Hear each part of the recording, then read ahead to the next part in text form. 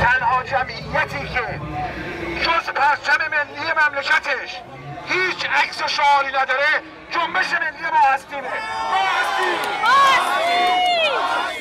ما هستیم. میدونید معنی این یعنی چی؟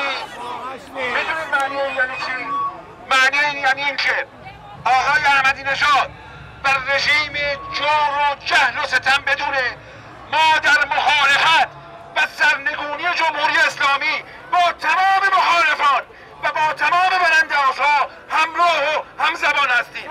ما هستیم. سرود ایران به افتخار ملت ایران، از سلطنت طلبها، از جمهوری خواهان، از مجاهدین، از کمونیستها، از چپ و راست، از مسلمان و بهایی و زرتشتی و کلیمی و مسیحی.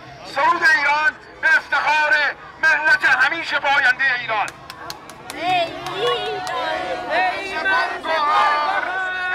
خاکت سرچشمه هنر، هست و اندیشه بدان، آینده مانی گذاردان.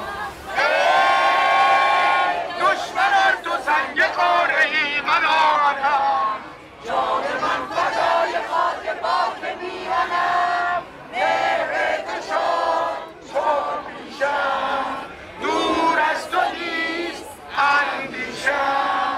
در راه تو که ارزشی دارد این جان ما، آینده باد خاک ایران ما. آینده ایران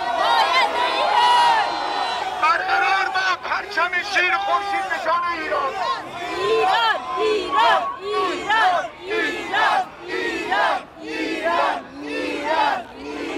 تقاضای برگزار کنندگان این است که با همان نظم